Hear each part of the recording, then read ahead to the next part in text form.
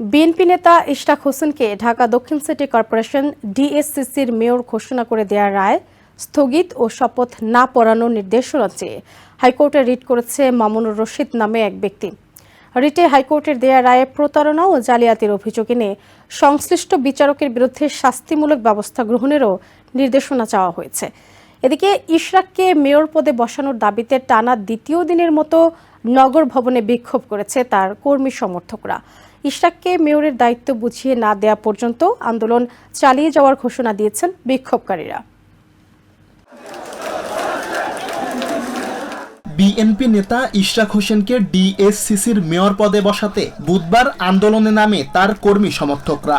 এর মধ্যে ইশরাককে মেয়র ঘোষণা করে দেয়া রায় স্থগিত এবং শপথ গ্রহণ বন্ধ চেয়ে হাইকোর্টে রিট করেছেন এক ব্যক্তি।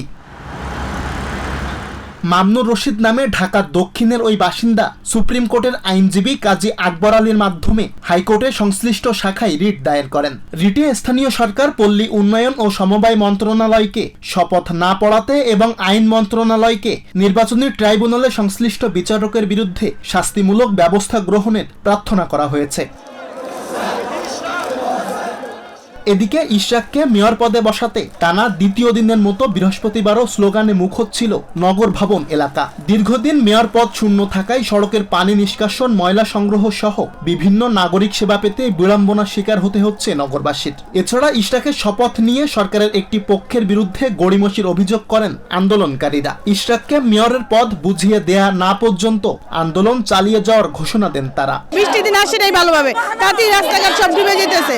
কার কাছে যাবে, কারে যে বলবে, কে পরিষ্কার করবে? মশার উৎপাত কিভাবে বাড়ছে আপনারাই দেখতেছেন। কোনো কাজ হচ্ছে না, উন্নয়নের কাজ তো সব বন্ধই।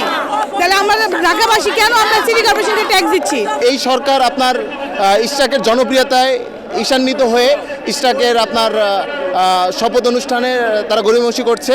কারণ কি, ইশরাকটা তো আসলে আপনার প্রপার পলিটিশিয়ান, হ্যাঁ, এদের পলিটিক্যাল ব্লাড রয়েছে।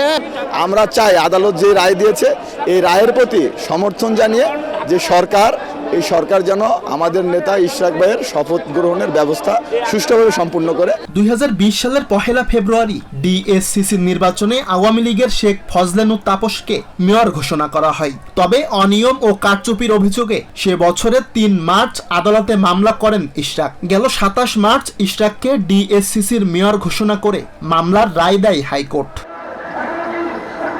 সুলাইমান কবির, TVN 24, ঢাকা।